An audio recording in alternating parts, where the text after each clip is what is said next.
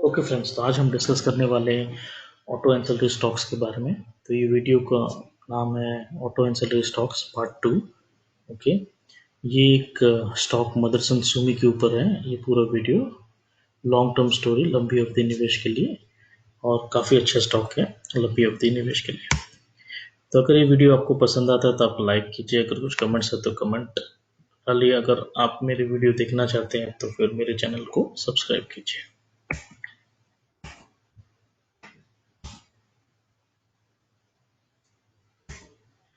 तो ये एक ब्रीफ बैकग्राउंड है मदरसन सुमी कंपनी के बारे में। ये इनका ये फाउंड किया था, यानी एक छोटी सी कंपनी, फैमिली ट्रेडिंग कंपनी एक फॉर्म की थी।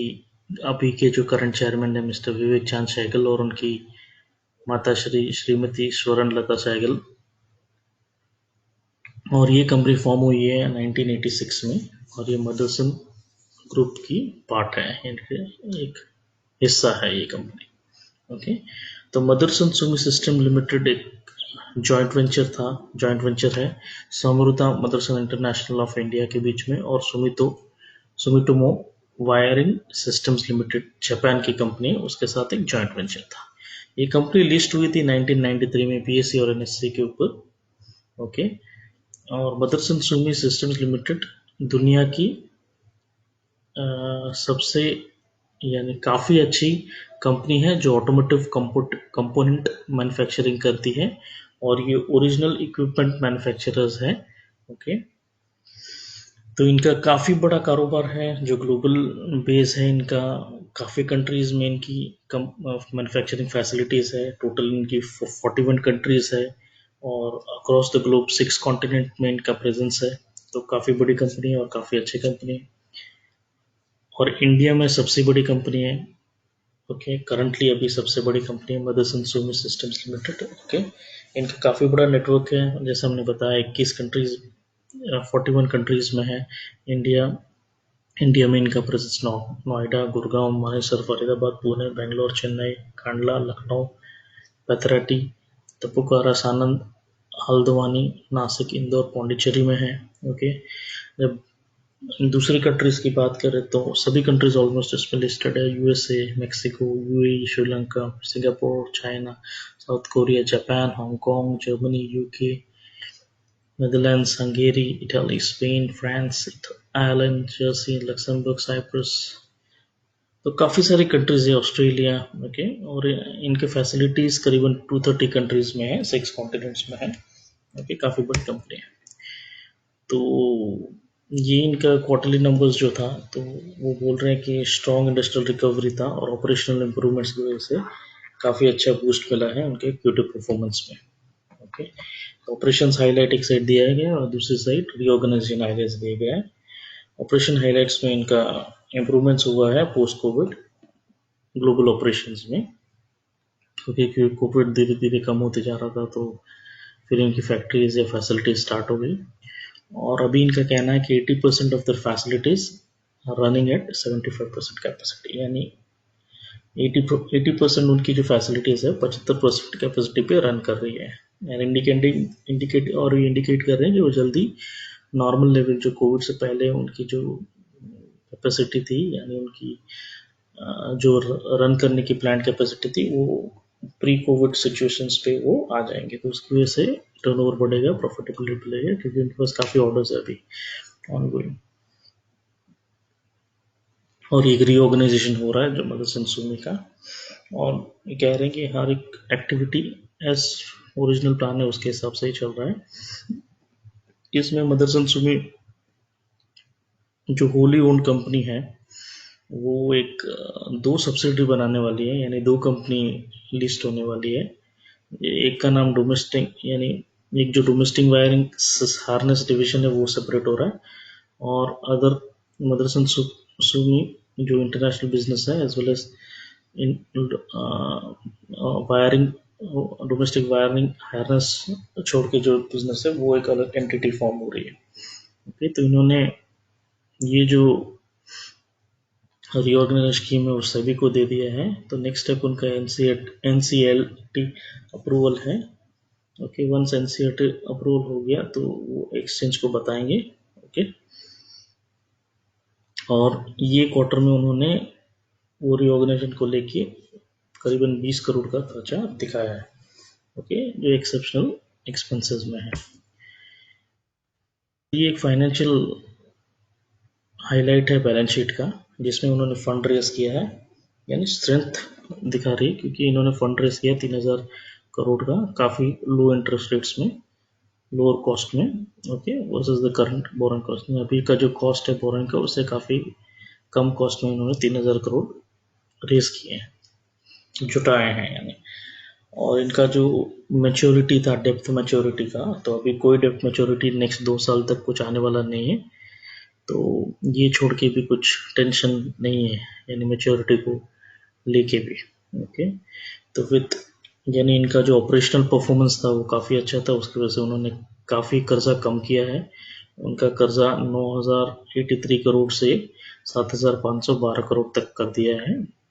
ओके, ये जून 30 2020 से सितंबर 30 2020 के बीच में इन्होंने करीबन 1500 करोड़ का कर्जा कम किया है। Okay, that is a very good sign, काफ़ी अच्छी साइन है ये अच्छी कंपनी के लिए। और फर्दर लिक्विडिटी एनहेंस हुई है ये कंपनी की 10,037 करोड़ से लेके 11,629 करोड़ तक का, ये भी सेम क्वार्टर में हुआ है। ओके, और वो बोल रहे हैं कि ये मेजर्स की वजह से, ये जब ये सब एक्शंस कंपनी ने जो लिए हैं उसकी वजह से उनका बैलेंस शीट काफ़ी स्ट्रांग हो चुका है, उनके पास काफ़ी लिक्विडिटी है, और वो आगे चल के कोई अनसर्टेनिटी आती है, जैसे कोविड एक अनसर्टेनिटी था, तो कोई भी अनसर्टेनिटी आती है तो वो लोग तैयार है वो फेस करने के लिए, क्योंकि उनके पास काफ़ी लिक्विडिटी है, काफ़ी पैसा उन्होंने रेस किया है, डेब्ट भी कम किया है, यानी कर्जा भी कम किया है, तो ये कंपनी सही डायरेक्शन में जा रही है।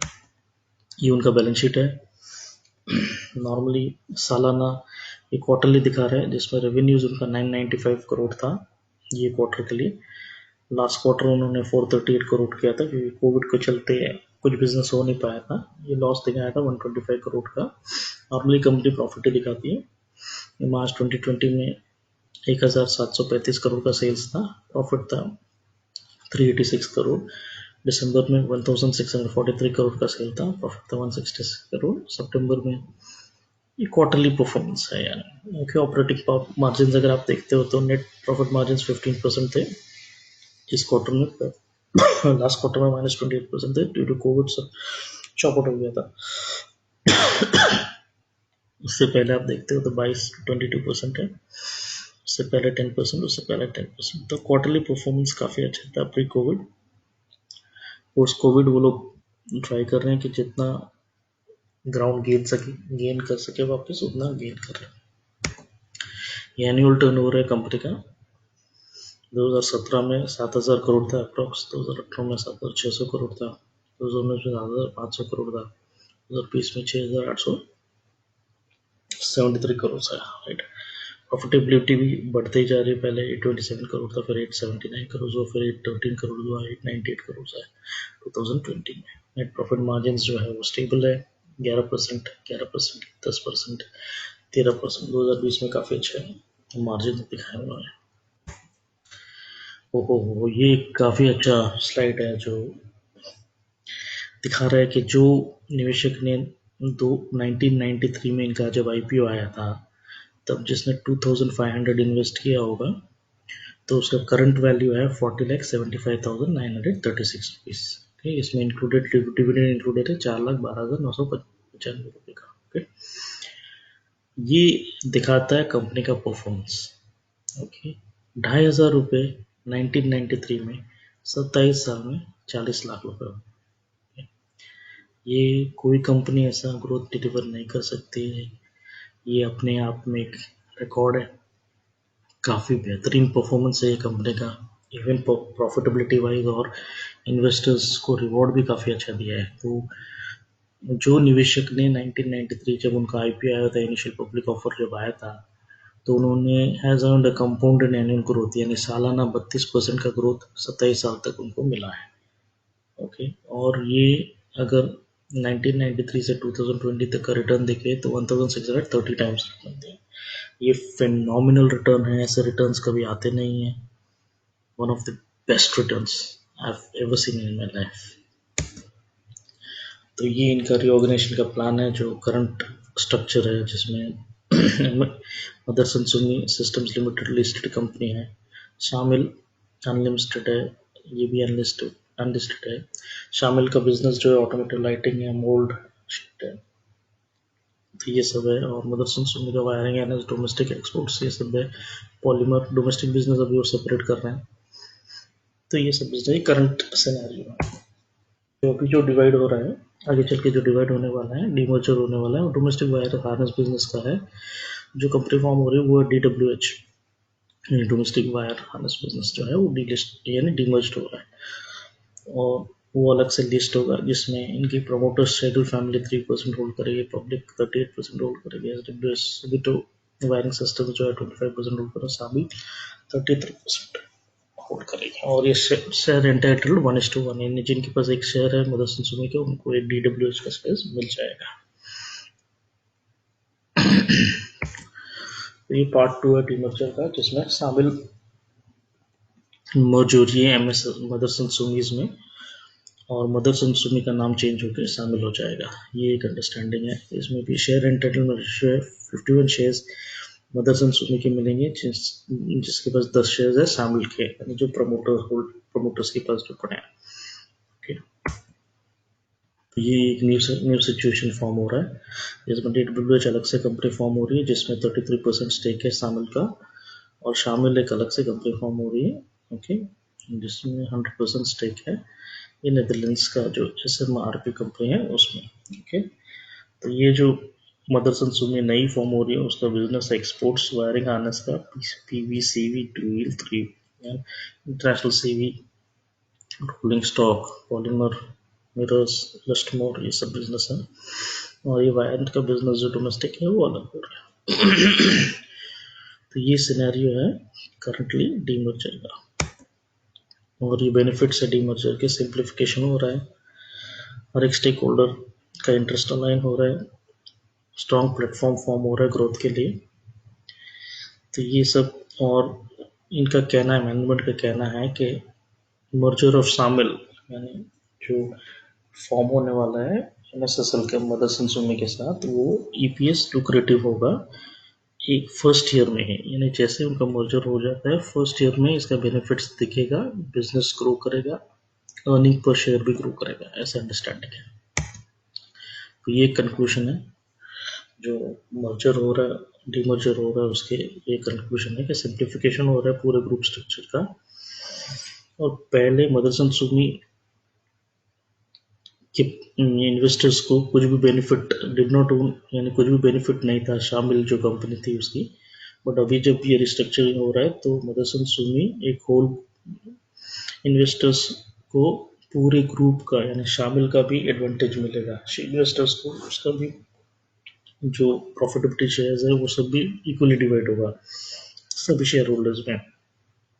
ओके, और ये एक नया अपॉर्चुनिटी मार्केट ओपन हो रहा है उनके लिए $2000 बिलियन का। Okay, strong benefits from religion group से, यानी अलग अलग ग्रुप की कंपनी से अच्छा सपोर्ट मिलेगा। और मैनेजमेंट का कहना ये है कि 21 साल में वो लोग मदरसन सुमी का जो EPS एक्रेटिव बना देंगे ये ट्रांजैक्शन को, यानी आगे चल के काफ़ी एडवांटेज मिलेगा, जिससे रेवेन्यू बढ़ेगा, प्रॉफिटेबिलिटी बढ़ेगा, और अर्निंग्स पर शेयर भी बढ़ेगा। तो ये एक टाइमलाइन है पूरा डीमर्जर का। सब जुलाई में उनका बोर्ड अप्रूवल हुआ, और एक्सचेंजेस के साथ फाइलिंग किया, अगस्त में फाइलिंग की NCLT के साथ नवंबर तक। अपॉइंटेड डेट ऑफ डीमर्जर का तारीख है बिलीव 1 अप्रैल, 1 अप्रैल 2021 को डीमर्जर का तारीख है। फिर लिस्टिंग का तारीख है DWH का और मदरसन सुमी सिस्टम लिमिटेड का न्यू शेयर्स का जुलाई में। तो ये एक फॉर्मल डीमर्जर हो रहा है, मगर सभी अप्रूवल्स के बाद ही होगा, NCLT सभी अप्रूवल्स के बाद होगा। ओके, तो ये एक इन्वेस्टमेंट का रैशनल है मदरसन सुमी के अंदर। अगर आप देखोगे लेफ्ट साइड पे है तो शामिल का पोर्टफोलियो है, राइट साइड पे जो है, यानी लेफ्ट साइड में जो है वो मदरसन सुमी का पोर्टफोलियो, राइट हैंड साइड में जो है वो शामिल का पोर्टफोलियो है। इसमें सिर्फ डोमेस्टिक वायरनेस का बिजनेस सिर्फ एक सेपरेट एंटिटी, सेपरेट कंपनी बन रहा है। ओके, बाकी सब बिजनेस मदरसन सुमी में जा रहा है, जिसका नाम चेंज होगा शामिल आगे चल के। तो इसमें अगर आप देखते हो तो डाइवर्सिफाइड पोर्टफोलियो है, उसमें हर एक कार का कोई भी पार्ट का नाम लो आप, और ये इसमें है, वो लोग बनाते हैं और वो सेल करते हैं। ओके, जैसे pillar trim, spoiler, tail gates, inside handle, wire harness, harness, cockpit, bumper, front end module, door trim, excluded, exterior mirror, interior mirror, havoc system, compressor, body control module, vehicle lighting systems, bus truck AC and cooling systems, एटिक इन, यानी कोई भी आप नाम लो वो लोग बना देते हैं, वो लोग बना रहे हैं अभी करंट सिनेरियो में। तो ये एक इन्वेस्टमेंट रैशनल है ये कंपनी का।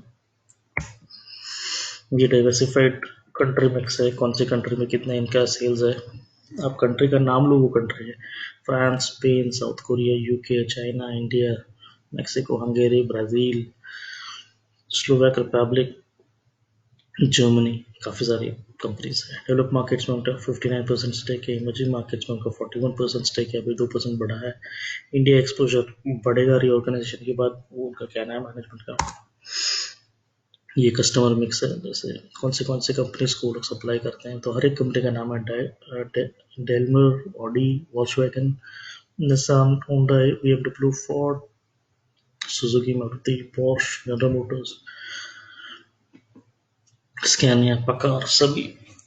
और ये अंदर का जो प्री ऑर्गेनाइजेशन है, बाद का जो है पोस्ट ऑर्गेनाइजेशन, ये परसेंटेज वाइज रेवेन्यू है ये कंपनी से।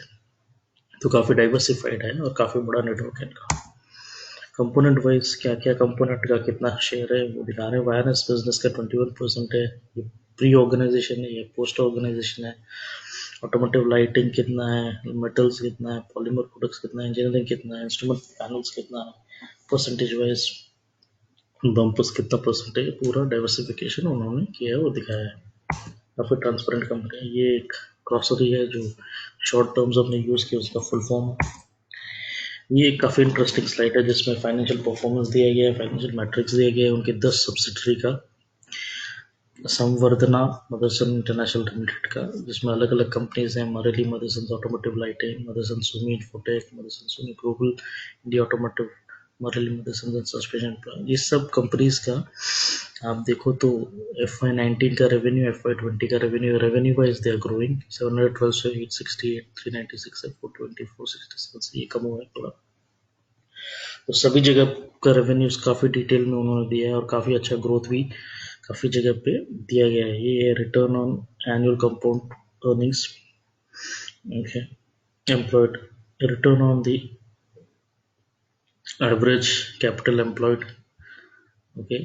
ये काफ़ी 32, कोई भी नेगेटिव में नहीं है, तो काफ़ी अच्छे साइन है। कुछ कुछ नेगेटिव्स में आया है विच इज़ वेरी लेस, मगर ये दिखा रहा है कि कितनी सब्सिडीज है और सभी प्रॉफिटेबल है और सभी रेवेन्यूज अच्छा कर रहे हैं। ये एक शामिल का बिजनेस पोर्टफोलियो जो लाइटिंग सोल्यूशन में, मेटल सोल्यूशन में, इंजीनियरिंग टूलिंग में, सर्विस आईटी सोल्यूशन में, group services, logistic solution, aerospace, health and medical services में भी है। तो काफ़ी बड़ा नेटवर्क है इनका, वही इन्वेस्टमेंट रैशनल। लेकिन जैसे कोविड खत्म होता है वैसे इनका बिजनेस और एक्सप्लोर होगा और काफ़ी बिजनेस बढ़ेगा, काफ़ी प्रॉफिटेबिलिटी बढ़ेगा। और ये पास्ट परफॉर्मेंस जो इन्होंने दिखाया है, जो लाइक उनका शेयर वैल्यू इतना बढ़ा है, 2,500 रुपये जो IPO में इन्वेस्ट किए थे वो 40 लाख हो गया है। वैसा अगर रिपीट करते हैं, उसका 50% पे रिपीट करते हैं तो it is a multibagger. Okay, तो कंक्लूजन है ये बेस्ट स्टॉक है ऑटोमोटिव एंसिलरी सेक्टर का। It is being doing very nice, काफ़ी सालों से काफ़ी अच्छा कर रहा है।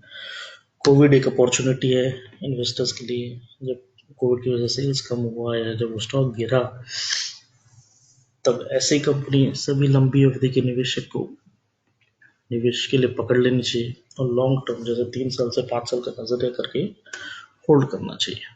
ओके, कंसर्न एक ही है, आगे चल के अगर कोविड वापस आता है तो वापस शेयर प्राइसेस गिर सकते हैं क्योंकि बिजनेस डाउन जाएगा नेक्स्ट 6 to 8 मंथ्स के लिए। अगर कोविड नहीं रहता है तो काफ़ी अच्छा रहता है। तो ये एक नेगेटिव इम्पैक्ट दे सकता है कोरोना वायरस अगर वापस आता है तो, और इट कैन एक वन टाइम लॉस या थोड़ा डेब्ट बढ़ा सकता है, यानी कर्जा बढ़ा सकता है कोविड के चलते। मगर लॉन्ग टर्म में आगे चल के ये कंपनी काफ़ी अच्छा करने वाली है। ओके, तो आप निवेश कीजिए, निवेशक है तो बने रहिए, अगर नहीं है तो फिर आप उसको बाय कीजिए लॉन्ग टर्म के लिए, लंबी अवधि के लिए। ओके फ्रेंड्स, ये एक डिस्क्लेमर है जो मैं हर एक वीडियो के बाद रखता हूँ। एजुकेशन पर्पज के लिए हर एक निवेशक को निवेश करने से पहले अपना इंडिपेंडेंट रिसर्च करना चाहिए। ओके, मैं सिर्फ अपना ओपिनियन देता हूँ विद नो गारंटीज और गेन्स और लॉसेस ऑन एनी इंस्ट्रूमेंट, और मैं एक सभी रजिस्टर्ड एडवाइजर या एनालिस्ट नहीं हूँ। ओके, तो ये एक इन्फॉर्मेशन काफ़ी मैंने गैदर की थी मदर सुमी के ऊपर, जो मुझे काफ़ी अच्छी लगी, और I feel this stock is going to rock going forward. So if you're not bought it, you can buy it on a staggered way, not in one go, and not in lump sum amount. Always do an SIP kind of a stuff. थोड़ा थोड़ा करके ये share को खरीदिए और 50% cash में रहिए। जब व्यू डिप्स आते हैं तो आप एवरेज कर सकते हैं। ओके, तो होप ये वीडियो आपको पसंद आए। कुछ कमेंट्स हैं तो कमेंट बॉक्स में डाल सकते हैं, इवन आप सब भी कर सकते हैं मुझे। Thank you friends.